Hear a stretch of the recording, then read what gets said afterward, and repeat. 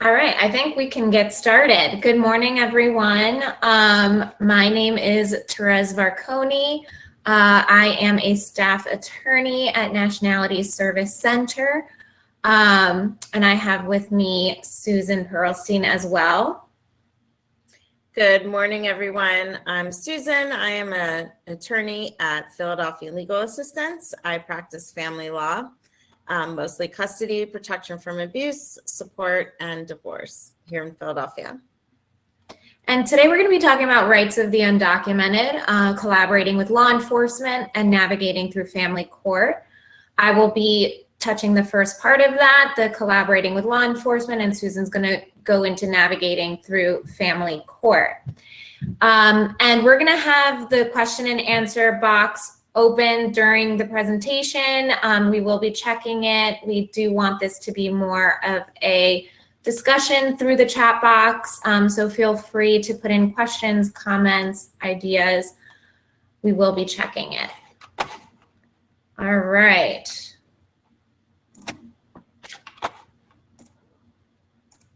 And we're going to shut our webcams off so you have a better view of the PowerPoint while we're speaking. So the agenda for today, I will start talking about immigrant victims of crime and survivors and sort of talk about who is this population.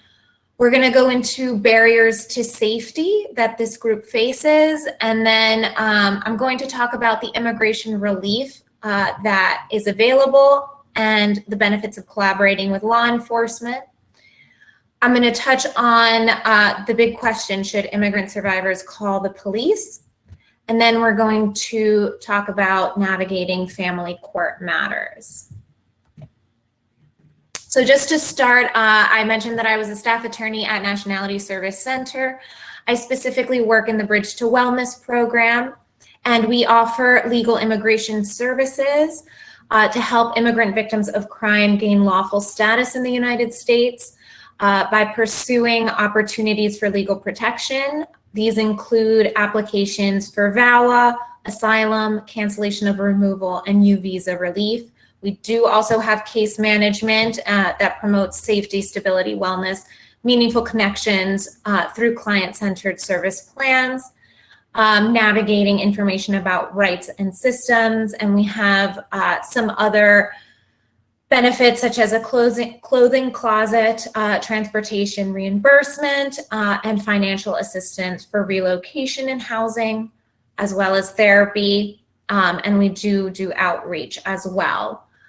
Just so you know, we will have this PowerPoint in the resources page, so any information that you would like to go back and see, it will be available there. Okay, so who are we talking about today? Immigrant victims of crime and survivors. So I'm going to play a short video that I think will do better justice explaining and introducing this population than I will.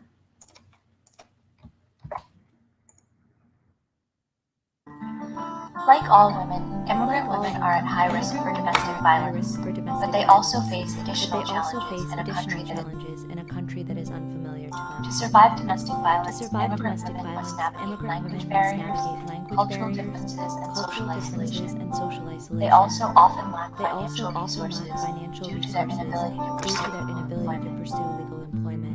Although U.S. law provides specific protections for immigrant women who are victims of domestic violence, they often mistakenly believe they have no control of their rights and no way to obtain legal status independently. 5 courageous women have agreed to share their stories in order to assist immigrant women and their advocates in navigating the road to independence. They describe the unique hurdles immigrant survivors of domestic violence face in escaping abusive circumstances, accessing social and legal services, and obtaining legal immigration status.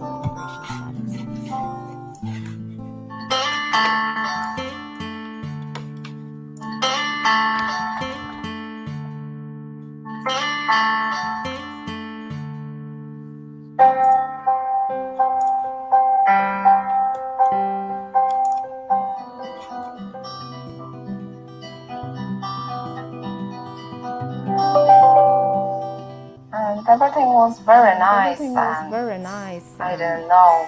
I didn't know. Later on, I could have the life like a nightmare.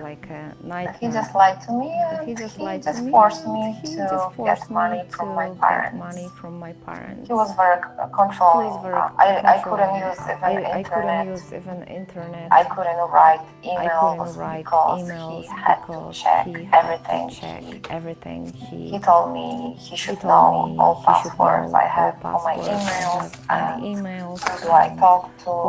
And I was scared because he was old. He always said he will kick us out of this country.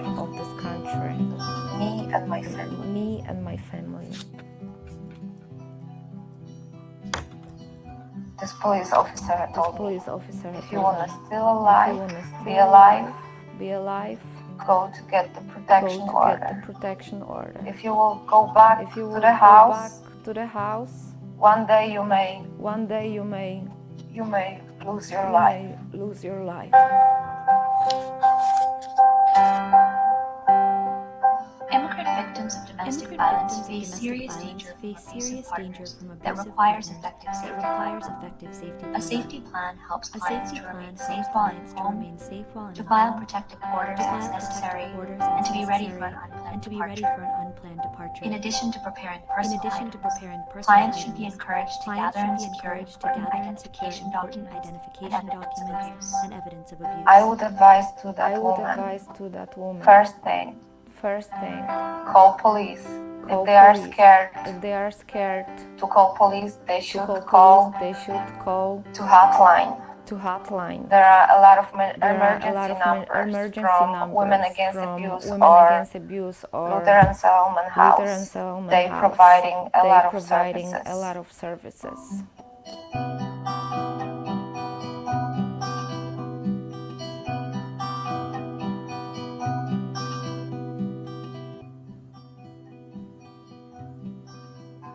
So bad, you know. I go breeding, I come back, he stay home. If I come in, he take the money. If I don't want to give the money, he's hating me. I don't want to stay together to him, but I don't have choice. I don't know where to go. I cannot pay rent. The husband will take their money and not allow them to be able to keep that for themselves. So there really are significant issues and concerns that if they were to leave this husband, that they would really be at a loss with being able to provide for their children and for themselves. When he's hitting me, the people who's here I scream and they call police coming. But before the police coming, he's take the money and he's take the paper, his paper, everything he's needed, he's take it, he's go. And the police coming meet me to the hospital and they check my baby and the doctor say my baby gonna come in born early. The first time I met Aisha was at Children's Hospital in the newborn intensive care unit 6 years ago. And at that time, her son was born prematurely, 25 weeks. 40 weeks is a normal gestation. So he was very, very ill, was at life and death for months when he first came to the hospital and was actually inpatient for 11 months. It's cold outside, very cold, snow. And I don't have jacket, I don't have socks, and I don't have money for take the bus for go hospital. And I'm hungry. The children hungry, no food. Aisha and I worked very hard and a long time together in trying to get community supports for her and for her family, supports that she desperately needed. Once I realized that she didn't even have bus money to be able to get to the hospital, and she was coming in the winter, in the cold, we were able to then provide her with tokens, provide her with financial support, went to the Department of Public Welfare so that her children ended up getting insurance, made it possible for her to get food stamps and to be able to feed her family. When they were sending me to the family support people, they come into the lady come in my house, she's taking me to go to the welfare. If we go over there, it's trouble too, because they keep saying no. They cannot help me because I don't have ID.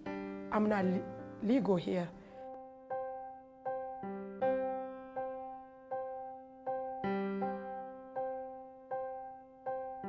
When I arrived, it was a completely different. I stay whole day with no phone. I see in windows, everything is different for me. You know, I don't know anything. Like, I don't know any street, I have to go and come back.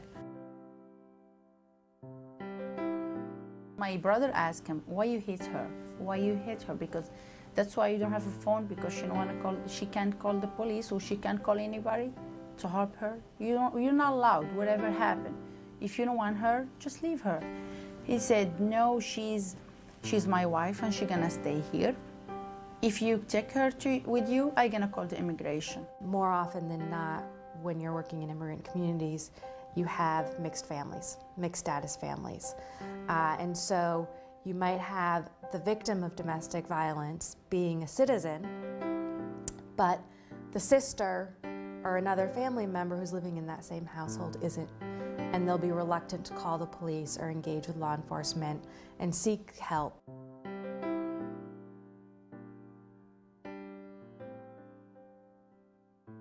So after, I think, 2 months or 3 months, I find the immigration sent me deportation form. I explained to them everything, and they helped me for have work authorization card, and I go find job. Now I have job.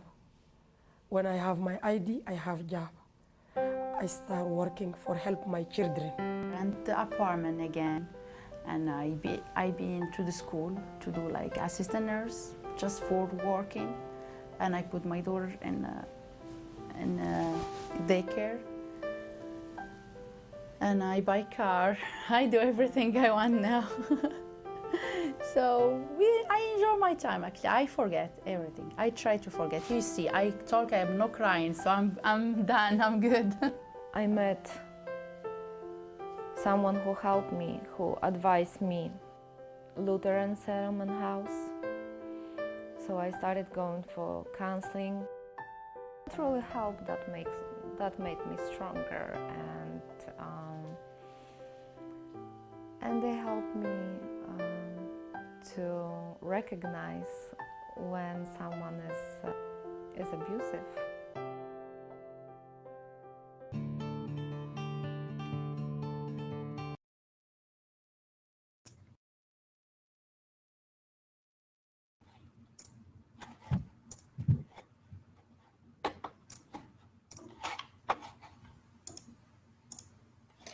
All right.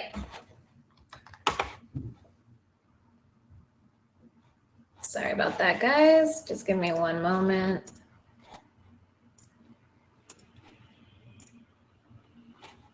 Okay. So we heard in the video these testimonies of people who, you know, have been through abusive relationships. They are immigrants, and they touched on several forms of abuse that they experienced. One talked about the physical abuse, sexual abuse. The other talked about economic abuse, and the other threats and intimidation. So this is the power and control wheel that we look at, but in the case of immigrant victims and survivors. And as you can see, if this is not your first time seeing a power and control wheel, there are similarities in the different abuse that we see in, you know, just normal domestic violence situations. But when it's an immigrant, we do have other elements. And you can see here that, for example, using citizenship or residency privilege, we've seen many times, actually, in the majority of cases of our clients, they, you know, they are victim to an abuser who is using their own citizenship or residency over the immigrant victim, saying things of, you know, I'm going to withdraw your petition. You are here because of me. And if, you know, if you leave me, I will withdraw your application and you will be deported. So you see that that is extremely common. There is intimidation. An abuser could destroy important immigration documents. And, this is extremely scary for somebody who may have a foreign passport and that is all they have in terms of identification. So they also use threats, threatening to report to ICE, and isolation. So we talk about isolation a lot of times in domestic violence situations. The abuser does not let the victim or survivor contact any family member, friends of the sort. In immigrant cases, there is kind of the added element of the language barrier. So many times our clients, they do not speak English and are, as a result, feel even more isolated because they don't know how to navigate here in the United States if they don't know the language. The abuse can also come in the form of the abuser not allowing the immigrant victim to learn English or to speak with anyone in their native language. Economic abuse, we see this again in domestic violence scenarios, in which the abuser will hold on to money, will control the money, and will not allow the victim to seek, let's say, medical attention if needed, or any type of assistance, and will withhold money from that person, such as for food or medicine, things like that. In the case of an immigrant victim or survivor, this can also look like threats by the abuser to report the immigrant victim for working under the table. If, let's say, they do not have a work permit and they are working unauthorized. So as I was saying, a lot of these abuse elements we see in domestic violence situations take on new form when we are talking about immigrants. These forms of abuse look a little different, and maybe in ways that we would not normally think of as abuse or control. But I think, it's important to touch on these and to know that the majority of the clients that I work with are victims to all of these. And Susan, I don't know if you wanted to touch on what you've seen when the abuser uses the children. Therese? Yes. Okay, I couldn't hear you for a minute. Oh, can you hear me now? Yes. Okay, if you wanted to touch on the using children in your experience. Oh, sure. I didn't hear that.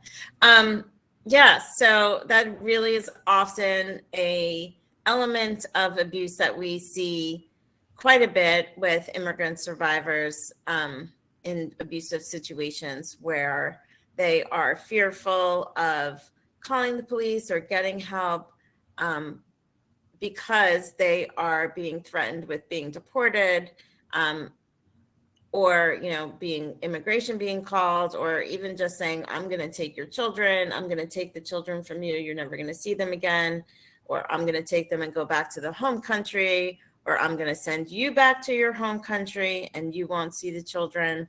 It's a huge part of the cycle of abuse that we see with immigrant victims. All right. So now that we've touched on, also, Susan, if you can't hear me for some reason, just shout out. So now that we touched on the different forms of abuse that we see suffered by immigrant victims and survivors, we want to pose the question, okay, so what would you do? If you moved to another country to be with your partner, you don't know the language, and you arrived, let's say, on a visitor visa, which has expired, you are currently experiencing domestic violence and need help. So what are some of the barriers that you would maybe need to overcome in order to get help? So said differently, what are some of the barriers that immigrant victims have in seeking help? And you can post things in the chat if you like to answer.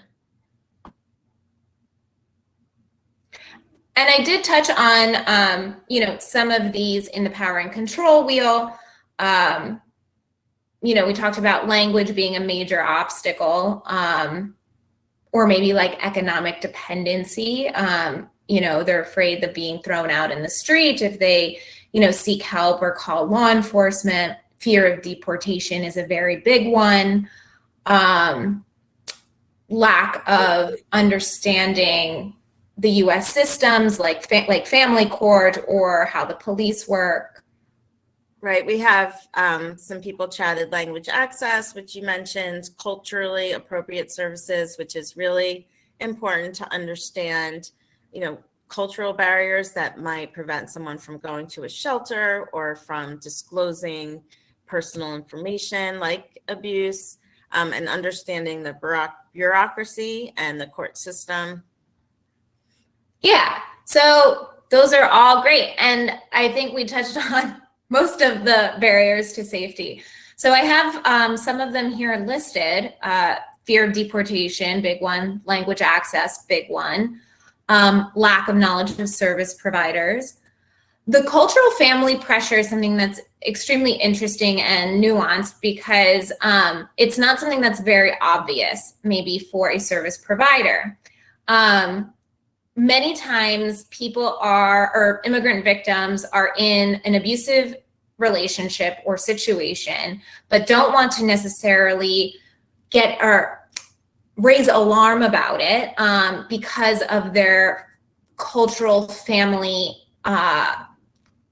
let's say, stigmas and belief systems. For example, they might not consider the situation to be domestic violence. Oh, this is just how we do it back in wherever. Serious stigma to divorce, separation, religious beliefs, and isolation. So there have been cases in which, an immigrant victim has been raped by their abuser, and she did not want to leave the marriage because her parents forbade her from divorcing or from separating from her spouse because it was just not accustomed for their culture. So lack of knowledge of U.S. legal system, that's another big one. And sort of in line with language, a lot of folks, immigrant victims, they're just not aware of how these institutional systems work here in the United States. And maybe they come from places where, let's say, law enforcement is not reliable, or, they need to, or have fear from previous home country situations. Economic dependency and empowerment.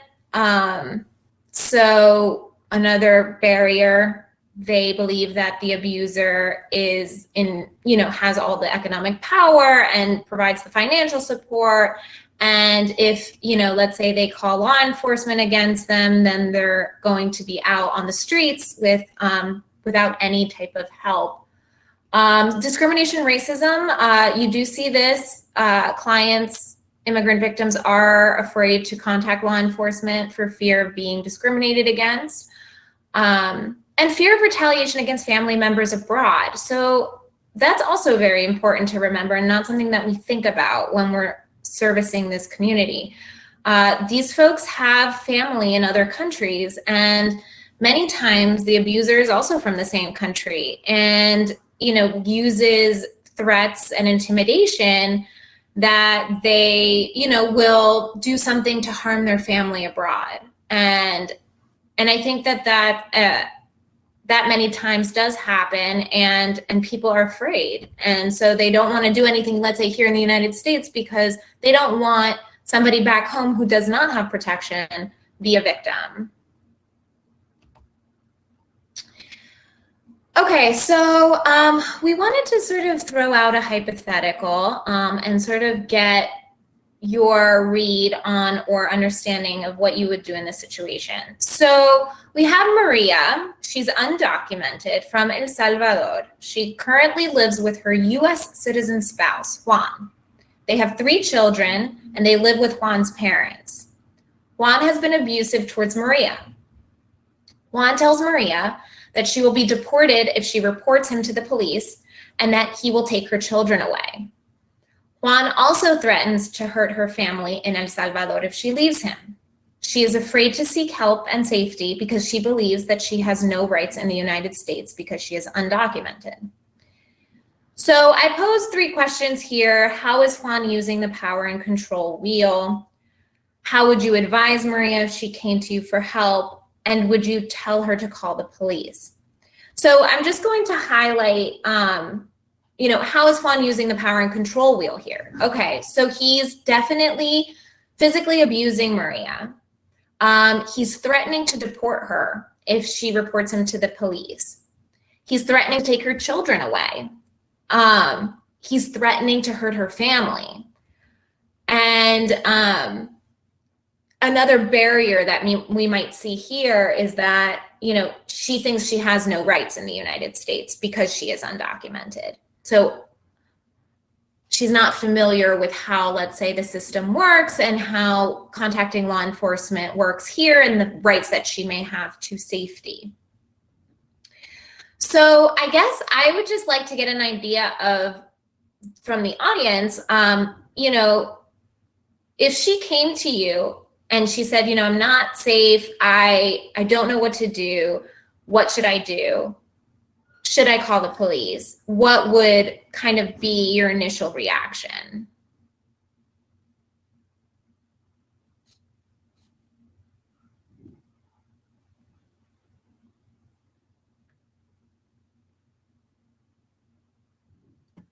And if you want to just type in the chat, I can read out some of the answers.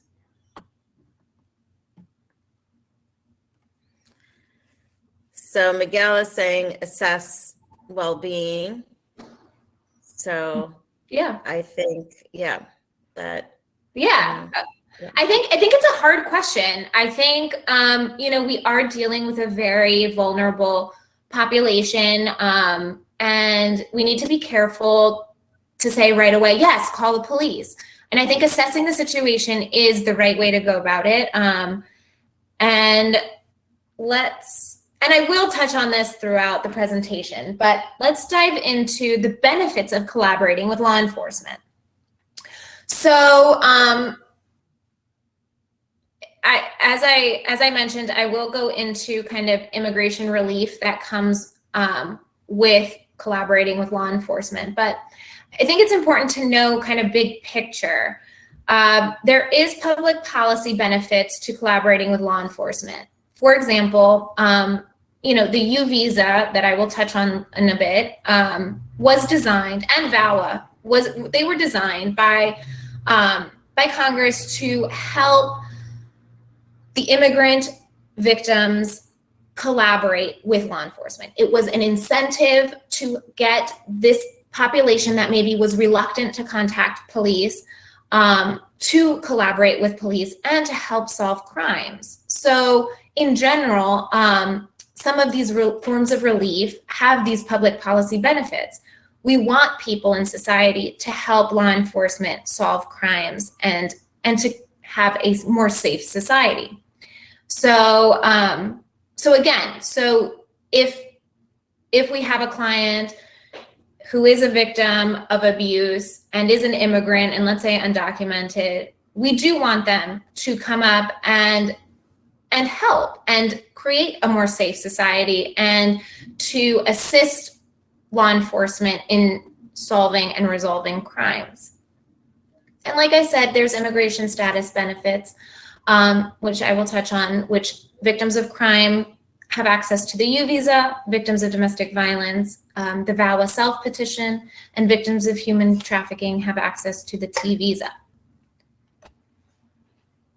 So like I said, the public policy and safety benefits of collaborating with law enforcement, I mentioned this helps to solve crimes establish community safety, but it also, I think we don't necessarily touch on this much, but it does instill a sense of integration into society for folks who maybe do not feel integrated or feel isolated, or feel as though they're outside of their comfort because they're in a new country and in a place where maybe they don't speak the language or know many people, etc.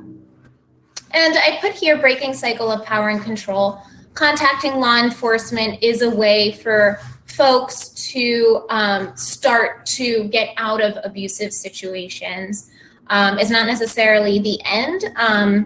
Most likely it is not the end, but it is the beginning of kind of self-empowerment and trying to get out of abuse. All right, so immigration relief. Okay, so this type of relief, the U visa, is available to immigrant victims of 1, qualifying crimes that occurred in the United States, who have cooperated with the investigation and or prosecution and suffered substantial harm. So in order to qualify for a U visa, you must satisfy all 4 of these criteria. And what is the benefit of a U visa? So the benefit is they can apply for themselves and for family members. The visa, once it's approved, lasts 4 years, and it gives them a green card for those 4 years. I'm sorry, not green card, a work permit for those 4 years. And then in the 3rd year of having the U visa, they can apply to adjust status and gain lawful permanent resident status, or the green card. So the qualifying crimes occurring in the United States, this is a list of all of the qualifying crimes. So if there is an immigrant victim of any of these qualifying crimes, they do check off that requirement.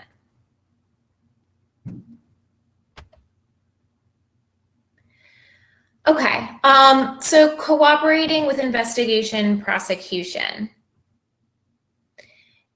In order to apply for the U visa, there is a law enforcement certification that is required.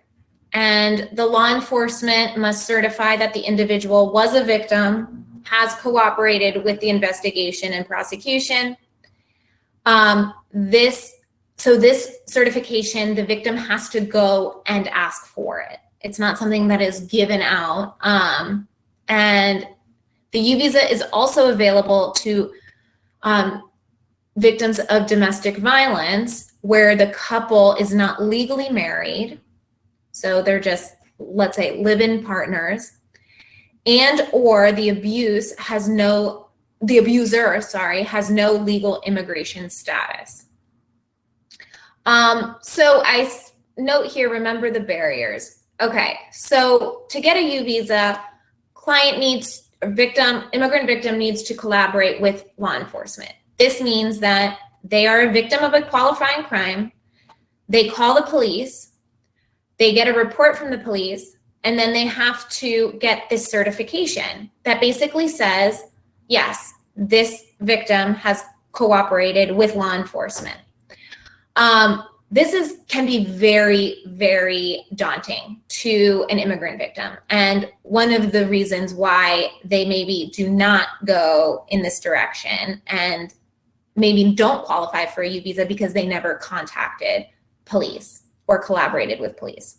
However, when people, and I talk about barriers because, we went through all the barriers of why maybe people are reluctant, or immigrant victims are reluctant to call law enforcement. But once people become aware of the immigration status benefits to collaborating with law enforcement, it is a good incentive for folks to come forward and contact law enforcement. So in the last slide, I mentioned that the U visa is available to victims of domestic violence where the couple is not legally married or the abuser has no legal immigration status. And that's important because for the VAWA self-petition, it is only available to spouses, children, or parents of U.S. citizens or legal permanent residents who have been battered or subjected to extreme cruelty. So an immigrant victim has to be either the spouse, child, or parent of a U.S. citizen or legal permanent resident. So an abused immigrant spouse of a U.S. citizen or lawful permanent resident may file a petition on behalf of himself or herself to obtain lawful status. The immigrant spouse has the burden to prove the existence of the legal relationship, the bona fide or good faith nature of the marriage. So that means they went into the marriage loving each other and hoping all for the best in their future. The fact that the couple resided together, and the fact that the immigrant spouse was battered or subjected to extreme cruelty. This process is entirely confidential and takes place without the knowledge or participation of the U.S. citizen or lawful permanent resident spouse. And it offers a path to lawful permanent resident status, work permit, and certain public benefits. I think here the key is that this process is confidential. When I speak with clients and I suggest that they maybe do qualify for a self-petition, one of the first questions I get asked is, will my spouse find out? And I think this goes in line with barriers to safety.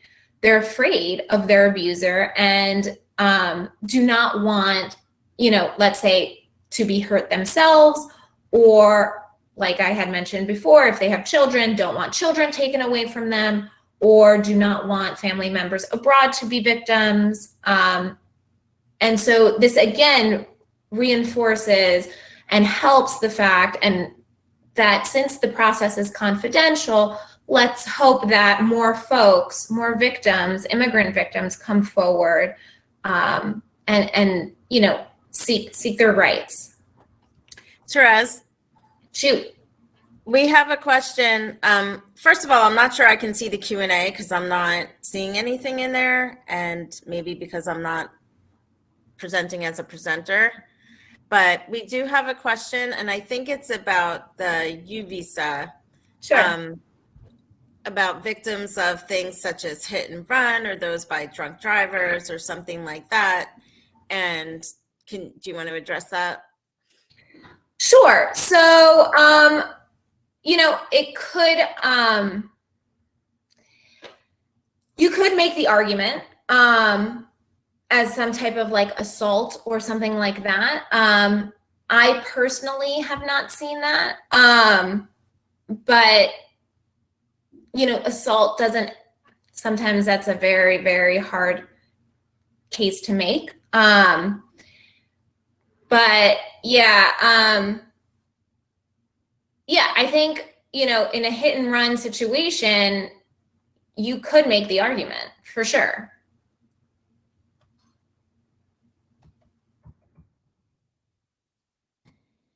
So victims of human trafficking. The T visa is very particular, and these are I just wanted to touch on the T visa because sometimes it gets, tied in with the U visa.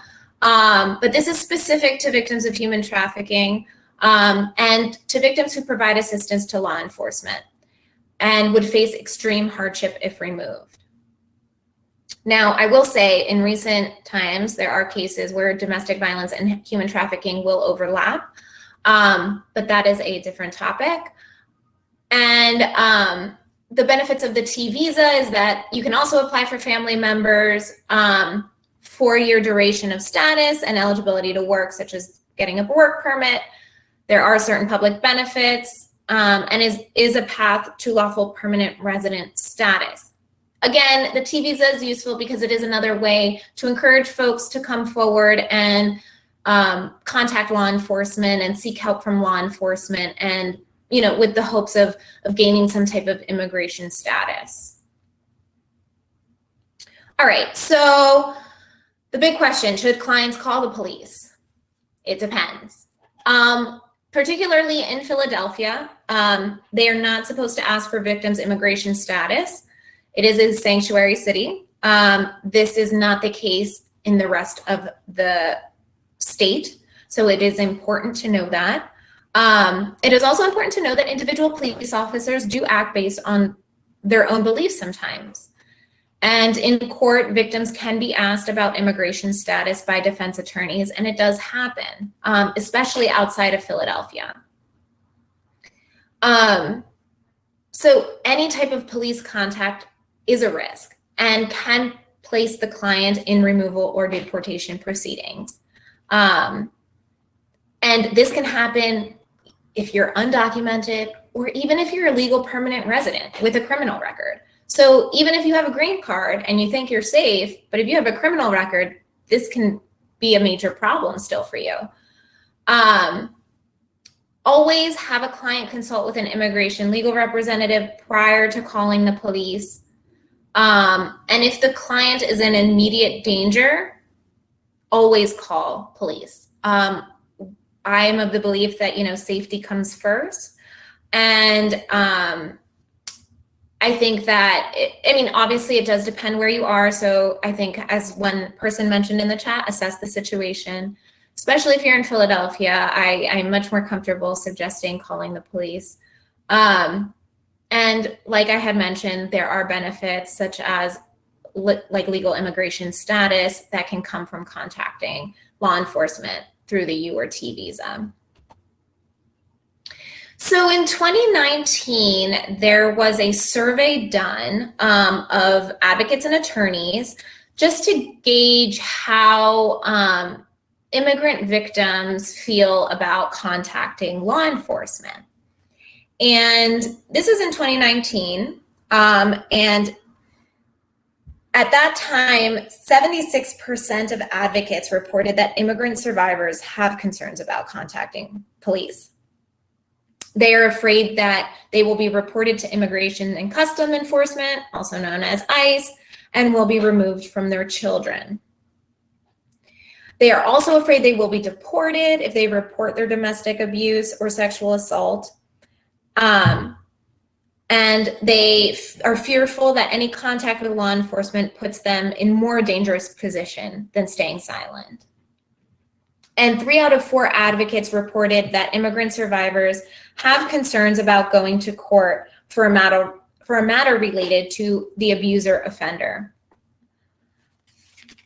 And 52% of advocates worked with immigrant survivors who dropped civil or criminal cases because they were fearful to continue with their cases.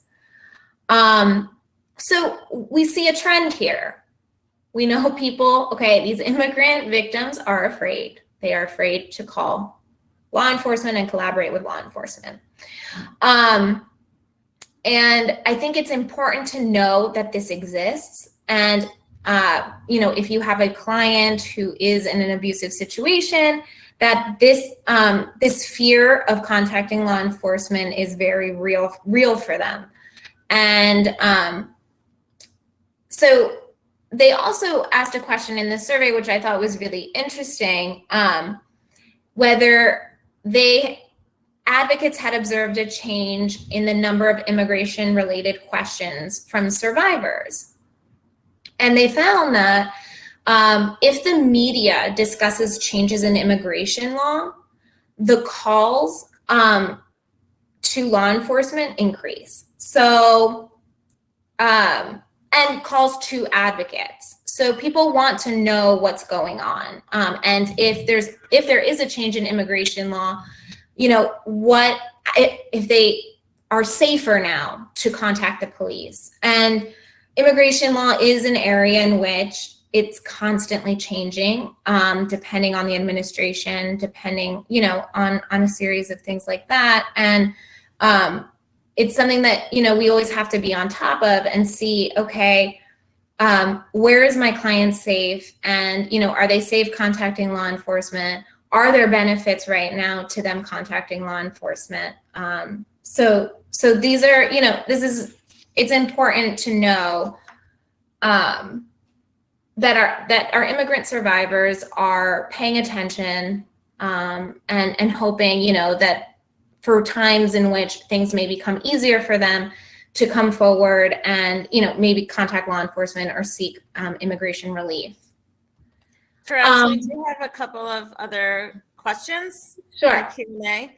So one is about, are there fee waivers for applying for visas, for U visa or T visa, Yes. due to abuse or abandonment? Yes, there are fee waivers for all of them, all of the different immigration relief. And Julie had a question: how difficult is it to meet the burdens of proof? I'm assuming for the U or T visa. Yeah, so I think for the burden of proof, I think it depends what exactly burden of proof you're referring to. But for example, for the VAWA self-petition, it's pretty lenient towards the victim. So when you're doing a self-petition, the affidavit ends up being the heaviest portion and what USCIS gives the most weight to.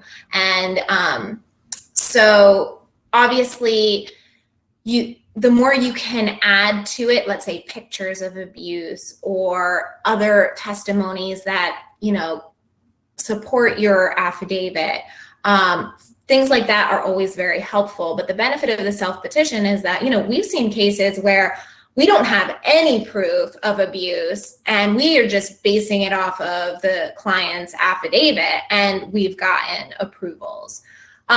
So that just shows how much, you know, USCIS does weigh the affidavit and trust the victim coming forward. In cases of the U visa, so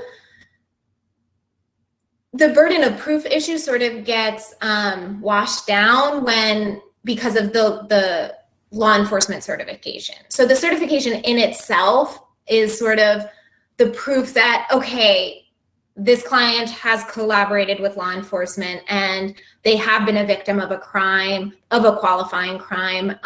So, you know, in addition to the client's affidavit, which obviously goes through the experience and how they've suffered substantial harm, you do have this law enforcement certification, which is really helpful and improving the case.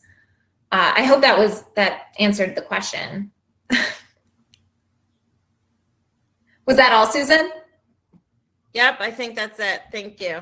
Okay, so I'm just going to wrap up and then hand this over to Susan. I just put this slide here because I think it's important when we're dealing with immigrant victims of crime and domestic violence. You know, it's a process and they're going through a lot. So it's not just calling 911. It starts there, like I had mentioned previously.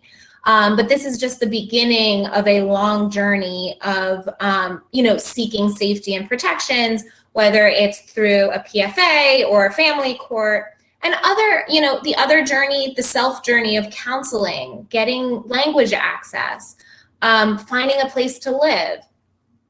And, you know, ultimately, the immigration paperworks do take a long time, and there is a long waiting period.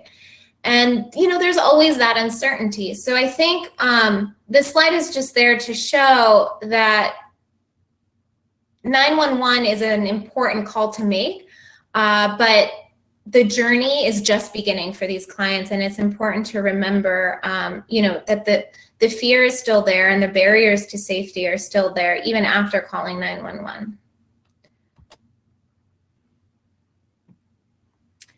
Okay, thanks so much, Therese. And I'm going to talk now about domestic relations court, mostly custody and protection from abuse.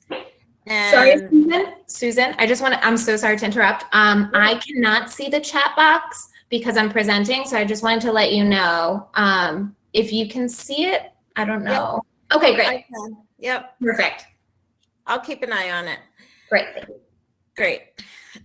So we have a lot of the same barriers to accessing the courts. the domestic relations court for protection from abuse or custody or child support or even divorce, very much the same as some of the barriers in contacting law enforcement. Police in some jurisdictions, like Philadelphia, will not contact ICE, but like Therese was saying, there's no guarantee. And that's basically the same with the court. A lot of immigrant survivors might not be aware of ICE priorities. And luckily now, with our current administration, your average run-of-the-mill immigrant survivor is not a priority for ICE. So ICE is prioritizing, and Therese can talk more about this, but ICE is not prioritizing folks who don't have criminal records or not a threat to others. So most of the time, threats of deportation, threats of calling ICE might not be really that much of a serious threat, but that is often not known to the immigrant survivor. And we did already talk about a mistrust of law enforcement, lack of knowledge of court processes, and even having not having knowledge about what relief is available, right? So not every country has protection from abuse laws similar to the United States or Pennsylvania. Many immigrant survivors and non-immigrant survivors don't know about what relief is available, don't know how to get a protection order, don't know what a protection order is. So that's important to, let people know what it is, and don't assume that people have this knowledge. Oftentimes, interviewing someone will say, well, why didn't you file for a protection from abuse petition? Why didn't you go to the court for help? As Therese was saying, sometimes there's cultural barriers that, would prevent someone from even knowing that this is a thing that's available. Of course, there's other cultural barriers and language barriers. Oftentimes, immigrant survivors are just as any survivor might be, but it's compounded by possibly religious or cultural beliefs or problems with a shelter, sometimes because of dietary restrictions or things like that. People are hesitant to go to shelters, and of course during COVID, all of that was magnified. And then we also, and I think Therese touched upon this too, fear of the abusive partner being incarcerated or deported, right? So just because someone wants their abuser to not continue to harass, abuse, stalk, threaten them, it doesn't mean that they necessarily want that person to be incarcerated or deported. So oftentimes, survivors are hesitant to call the police when the other party is, when the offender is also undocumented. So I just wanted to mention, in Pennsylvania, there is a rule of evidence, and it's a new rule, Rule 413.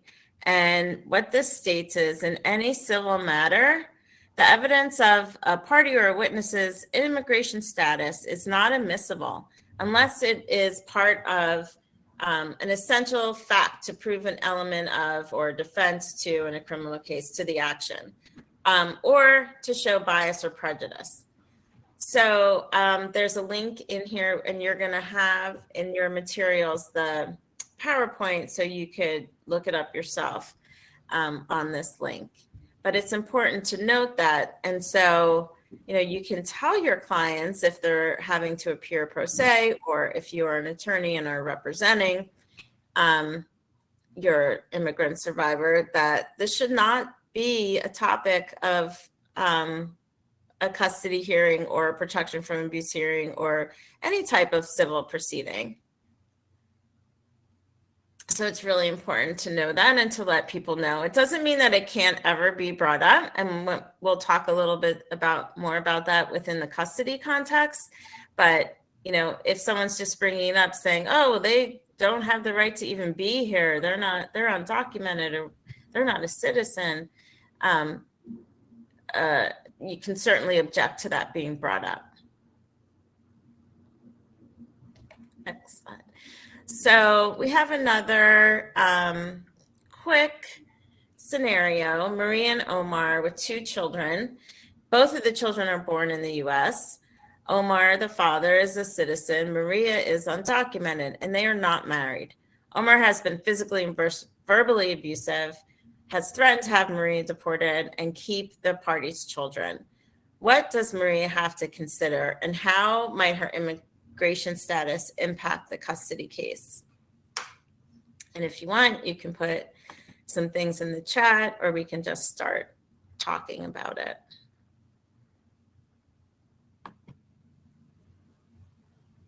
I don't see anything in the chat. So some of the things that Maria must consider, right? Is she going to be able to access the courts? How realistic is the threat of having Maria deported by Omar? What would happen if she took the children and left? Is there any relief for her? Should she call the police?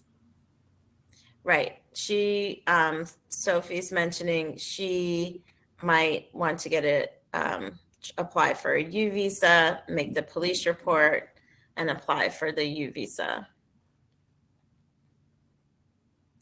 And I think it's important to remember, like, there doesn't have to be a conviction for the U visa. And police are not the only ones that can do the certification. We know that judges can do them as well. And in Philadelphia, at least, we've tried to work with the court to have protection from abuse judges do the U visa certifications, but it's not always the easiest thing. Next slide.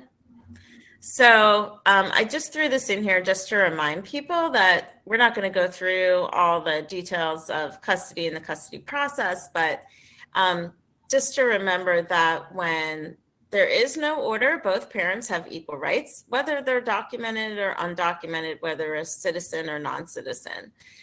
So the police won't help, at least in Philadelphia, the police won't help with a parent in gaining access to a child from the other parent, or even, unfortunately, from a third party, unless that person has a custody order saying that law enforcement is authorized to assist, right? So if you are an immigrant survivor and your abuser has taken your children and you're afraid to call the police or access the court, it kind of, leaves you in this circumstance where you don't really have any way to get your children back unless you do access the court.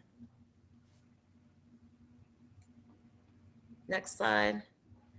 So, and I also just threw this in here, the 16 custody factors. You can look through them.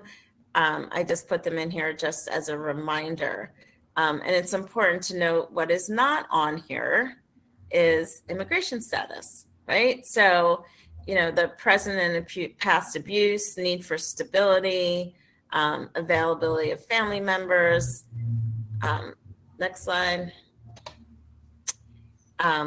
Who is able to provide a loving, stable, consistent, nurturing relationship, level of conflict between the parties, drug and alcohol abuse, mental and physical condition of the parties, and any other relevant factor.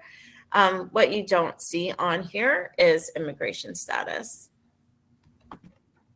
And I'm wondering if people have had opposing parties or, abusive partners try and bring up immigration status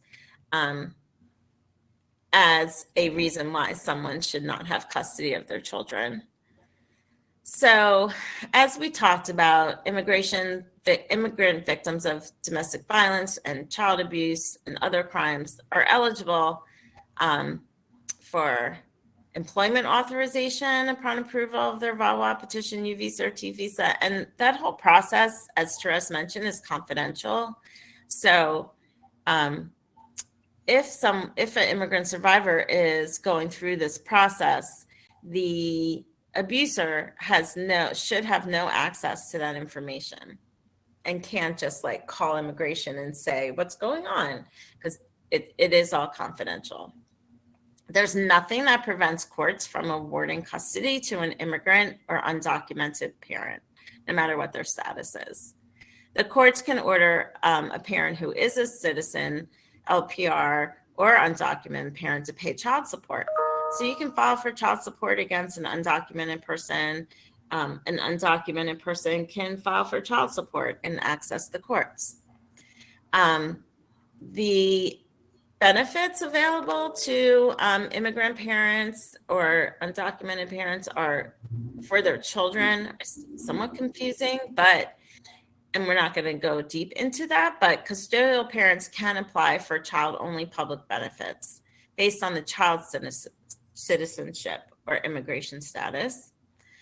And immigrant victims of DV who qualify for VAWA, both the battered immigrant and the children become eligible for public benefits. Next slide. So what happens when someone brings up immigration in a custody case, even with that new rule of evidence? Is it going to come into the custody case? Is it going to be a consideration that the court takes in determining the child's best interest or who should have custody? So oftentimes you need to combat the allegation that the victim is a flight risk because they are not a citizen or they are undocumented. And this is a way that immigration status can come in, even with that new rule, by the abuser saying, well, you know, she's undocumented. How do I know she's not going to flee back to the home country? She's always said she wanted to return. What if she gets deported? Really, the only way that it should come in is if someone is in deportation proceedings. And even then, you know, there are ways to combat this allegation that the victim is a flight risk, right?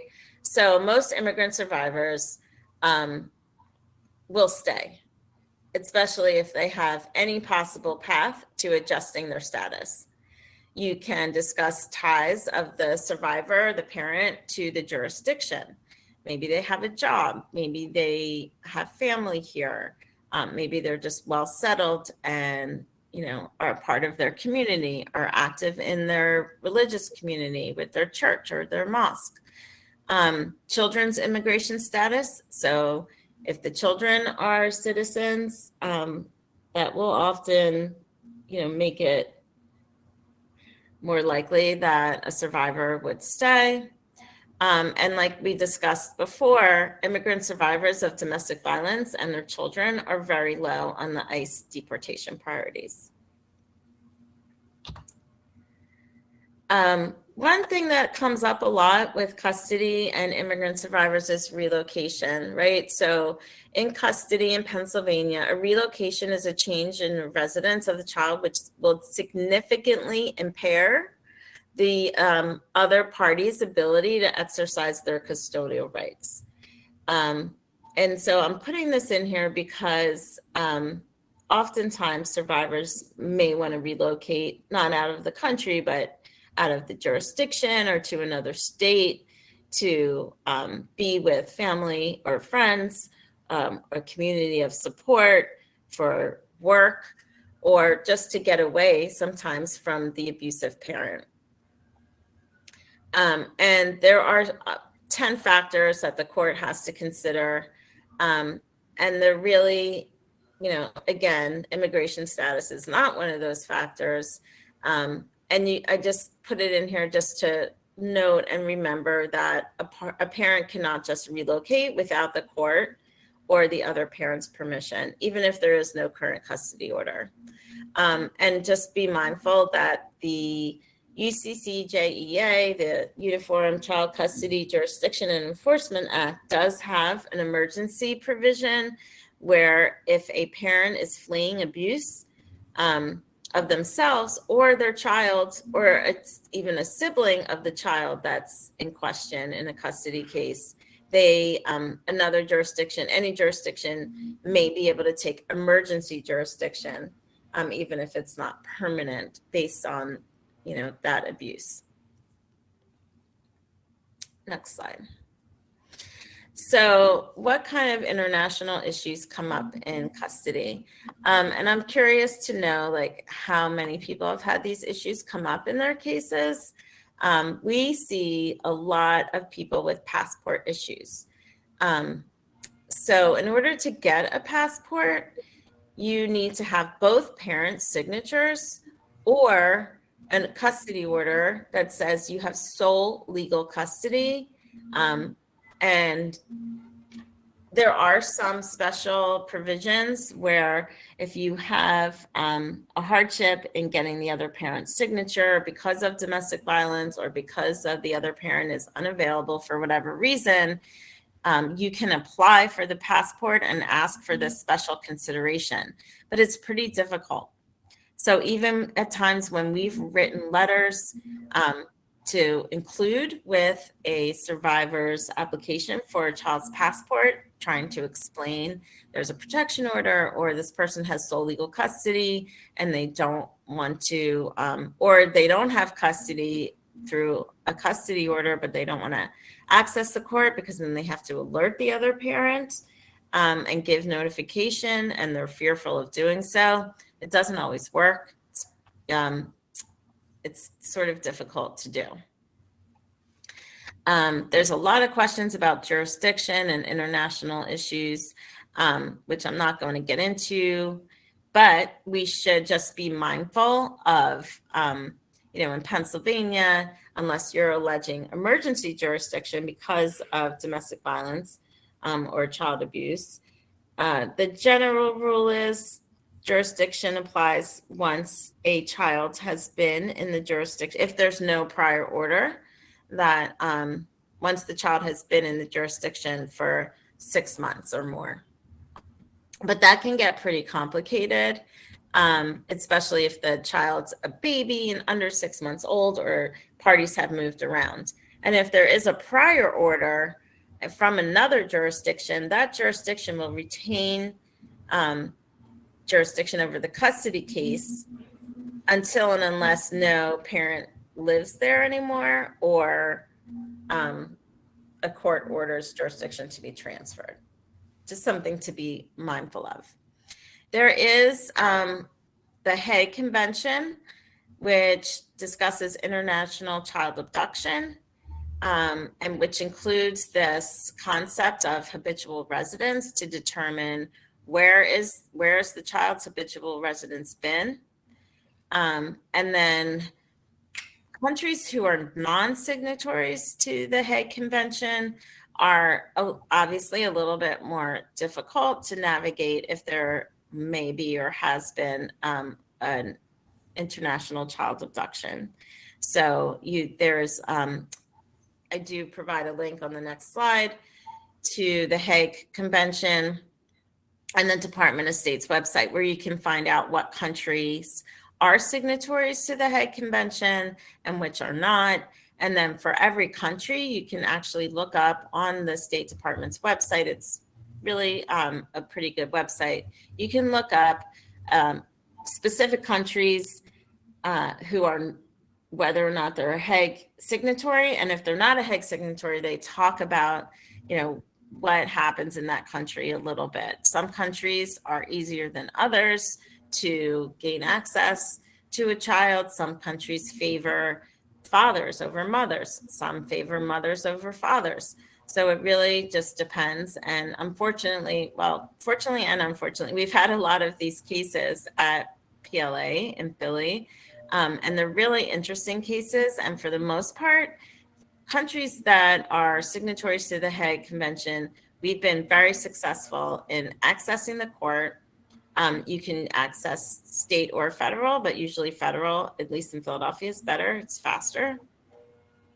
The judges in federal court have been very knowledgeable about the Hague Convention and the process and the procedures for determining country of habitual residence and all of that. And we have gotten children sent home to their home country, and we have gotten children returned to the US. I do have one case where my client's child was taken by the father during his partial custody over summer several years ago, taken to the home country of Indonesia. And it's one of those cases that sort of haunts me and I still think about, because even though we sent all our custody orders, we had them all translated and sent over. And my client hired a lawyer in Indonesia to try and obtain custody back. That country really was, well, it didn't work out for her, and her child is still in Indonesia, and it's really difficult situation. And in that case, I would just say the State Department does have a passport alert program. So if a person is fearful that the other parent is going to try and get a passport and take the child to another country and get a US passport, you can sign up for this passport protection. However, in this case that I'm talking about, the abusive father got a passport for the child, an Indonesian passport, and used that to take the child out of the US, even though the child had never stepped foot in Indonesia and was not a citizen there. So, risk factors of international child abduction, whether there's strong ties to another country, involvement in an intimate partner relationship with another partner from a different country of origin, threats to abduct the child, that parent feeling alienated from the US legal system. And here is a link to an article that talks about international child abduction. It's a few years old, but it's still really helpful. Just checking the Q&A. Nope. Okay. Other issues for undocumented parents. It's really important to have a plan, right? During the Trump administration, we spent a lot of time talking, or, our community of advocates tried to spend a lot of time talking to undocumented parents about having a plan in case they were detained or deported. It's not very clear or simple. Every situation is somewhat different, but there are things to consider. Some of those things are: who is the other parent? Has paternity been established? How would a child travel to the home country if the parent is detained or deported? And making sure that another family member or another party could travel with the child. Who would make medical and educational decisions for the child if the custodial parent is detained or deported? And here we have some information and resources for you about family being prepared for deportation or being detained for immigrant families. It's complicated depending on is the whole family documented, or is the family mixed status? The second link here is a guide that Philadelphia Legal Assistance wrote, and I updated it recently, a guide for immigrant families specifically in Pennsylvania. And I have some forms here that people can look at if they wanted to try. And these things are not something that you would file with the court, but they are things, if somebody didn't want to go to court and they wanted to give someone else temporary guardianship of a child, or allow someone else to register their child for school or consent to medical care. These are sample forms. Well, the one is for the Philadelphia School District, but you may be able to find a similar form in your jurisdiction. If there's no more questions about custody, I'll move on to protection from abuse. And I don't have a lot of slides about it because we were assuming that you all are familiar with the protection from abuse process. But we'll go through some of the things. So when we talked about the immigration power and control wheel, a lot of those things are not in Pennsylvania's definition of abuse, right? So threats to deport, threats to take children, threats to, take somebody's, to not go through with sponsoring a survivor. All of those things are not included in the protection from abuse statute. Some states are looking to, and several states have included a broader definition of abuse using coercive control as kind of a standard rather than physical or threats of physical harm, but Pennsylvania has not gotten there yet. One really important thing to remember in protection from abuse cases for immigrant survivors is that you can ask for, within a protection from abuse proceeding, you can ask for things like return of a passport or other papers relevant to someone's status or documentation of their status. Again, immigration status is not relevant and should not be relevant in a protection from abuse case. Oftentimes we have survivors who are fearful of accessing relief through the protection from abuse statute because they're concerned that the abusive partner will be arrested or go to jail. So it's important to explain to survivors the difference between civil and criminal cases and what the ramifications are. And also for survivors to understand that if they are going to be trying to adjust their status or apply for status at some point, or the other party might be, that having a protection order in and of itself might not be a huge barrier, but a criminal case for violating a protection from abuse order could be considered when someone's trying to adjust their immigration status. So that's really important for people to understand.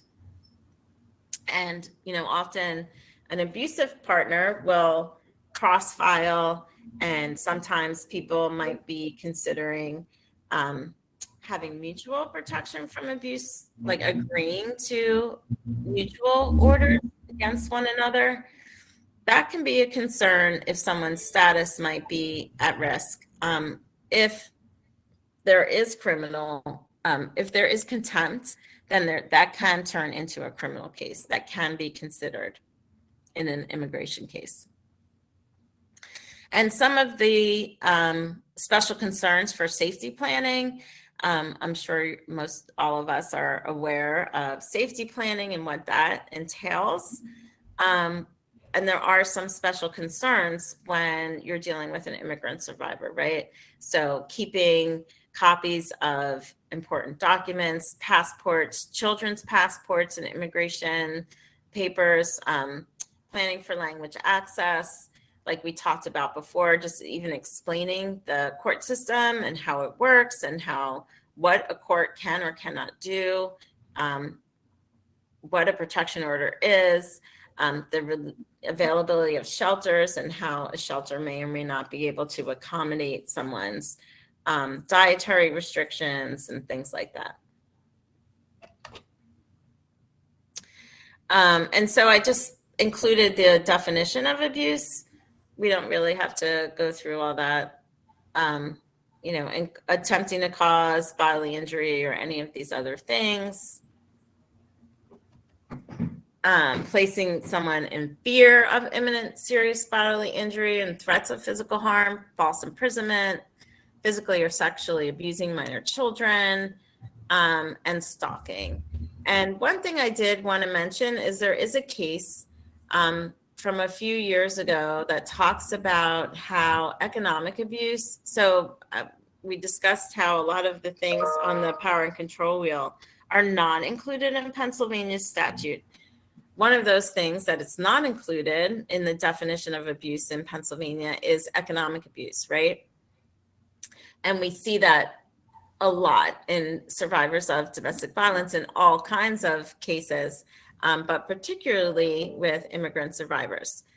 And this case talked about how forcing the survivor to the plaintiff in a PFA case, forcing her to have sex with the abusive partner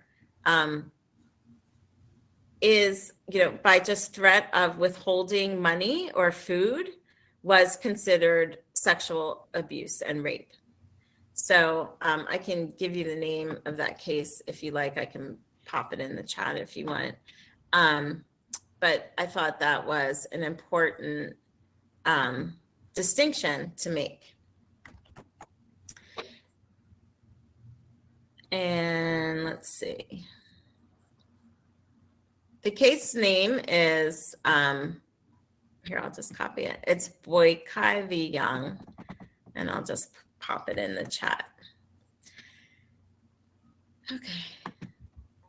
And who does the PFA Act cover? Family or household members. That can include relatives through marriage, adoption, etc.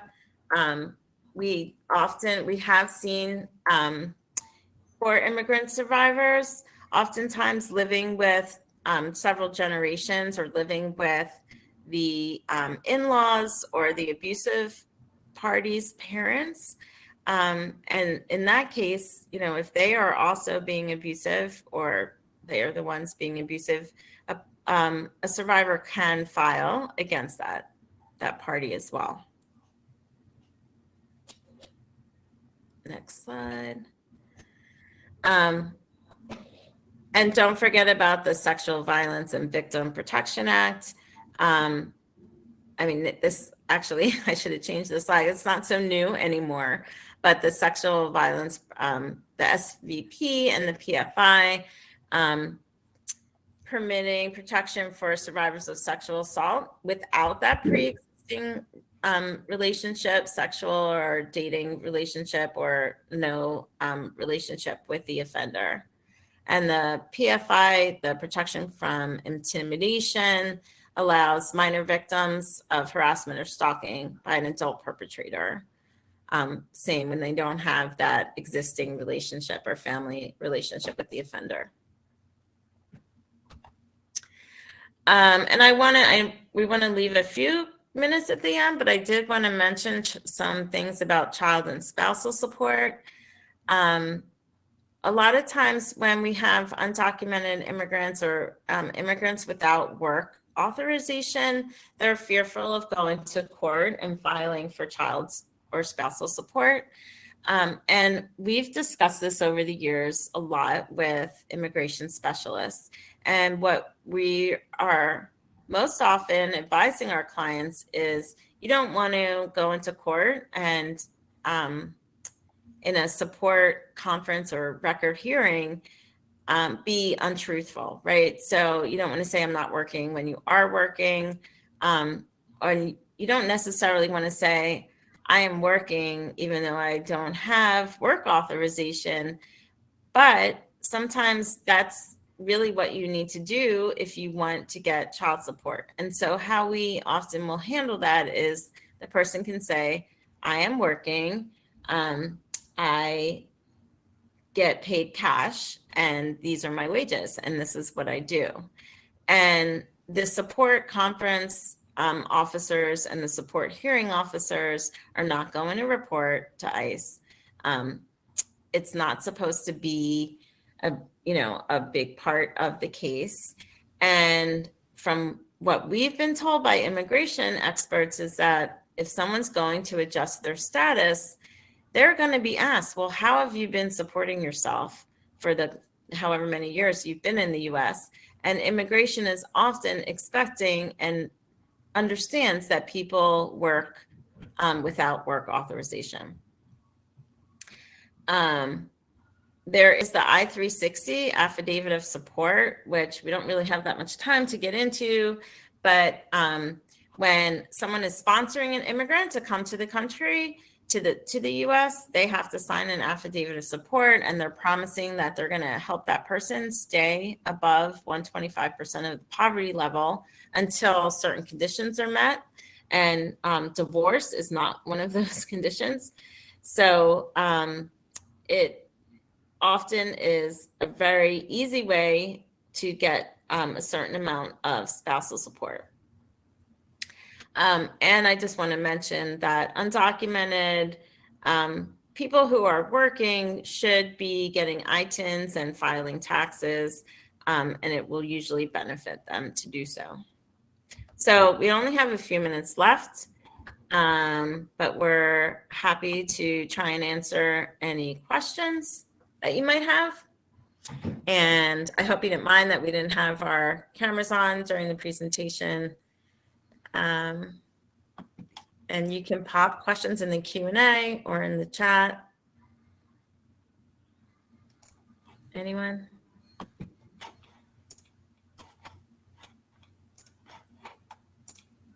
Therese, did you have anything to mention?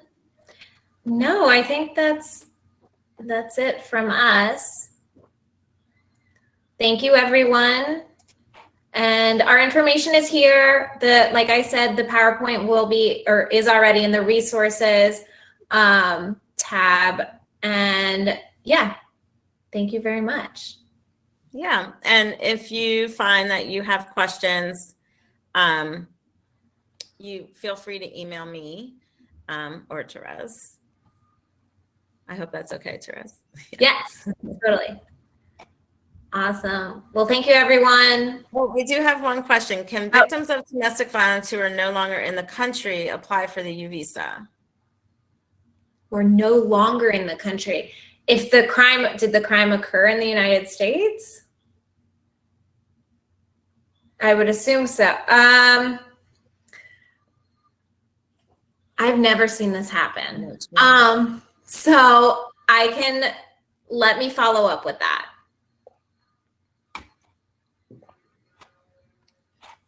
Okay, great. Thanks, everyone. Thank you, everybody.